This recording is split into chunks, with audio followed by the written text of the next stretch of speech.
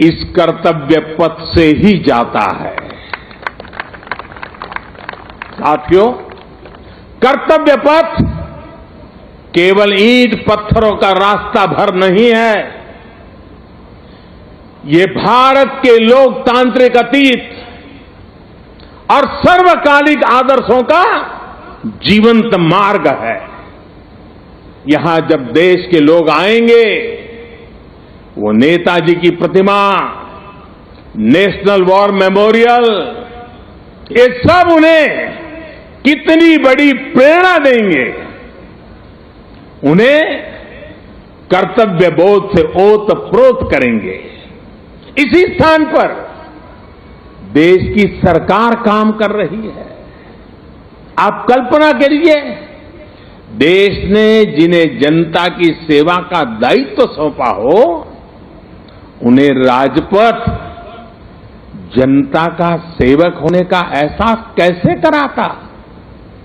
अगर पथ ही राजपथ हो तो यात्रा लोकमुखी कैसे होगी। राजपथ ब्रिटिश राज के लिए था, जिनके लिए भारत के लोग गुलाम थे। राजपथ की भावना भी गुलामी का प्रतीक थी, उसकी संरचना भी गुलामी का प्रतीक थी। आज इसका आर्किटेक्चर भी बदला है और उसकी आत्मा भी बदली है।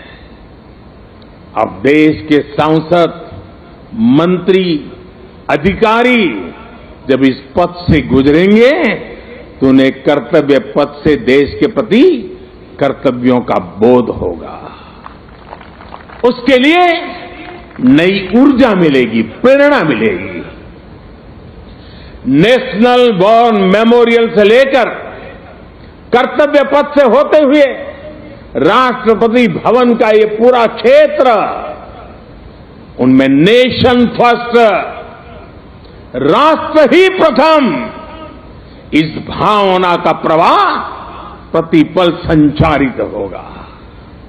साथियों, आज के इस अवसर पर मैं अपने उन श्रमिक साथियों का विशेष आभार व्यक्त करना चाहता हूं, जिन्होंने कर्तव्य पथ को केवल बनाया ही नहीं है, बल्कि अपने श्रम की पराकाष्ठा से देश को कर्तव्य पथ दिखाया भी है।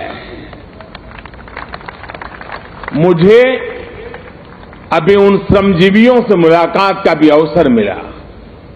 उनसे बात करते समय मैं महसूस कर रहा था कि देश के गरीब, मजदूर और सामान्य मानवी के भीतर भारत का कितना भव्य सपना बसा हुआ है।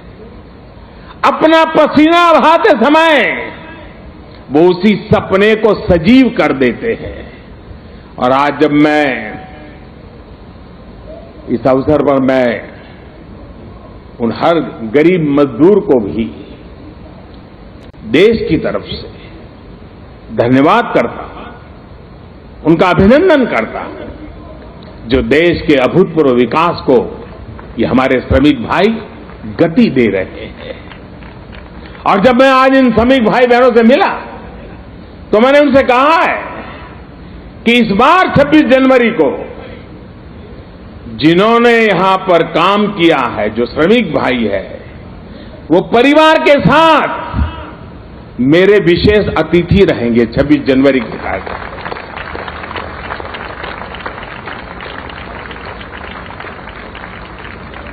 मुझे संतोष है कि नए भारत में आज श्रम और श्रमजीवियों के सम्मान की एक संस्कृति बन रही है, एक परंपरा पुनर्जीवित हो रही है।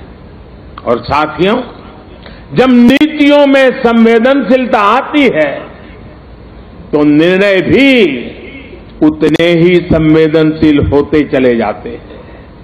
इसलिए देश अब अपनी श्रम शक्ति पर गर्व कर रहा है। श्रमेव जयते आज देश का मंत्र बन रहा है। इसलिए जब बनारस में, काशी में,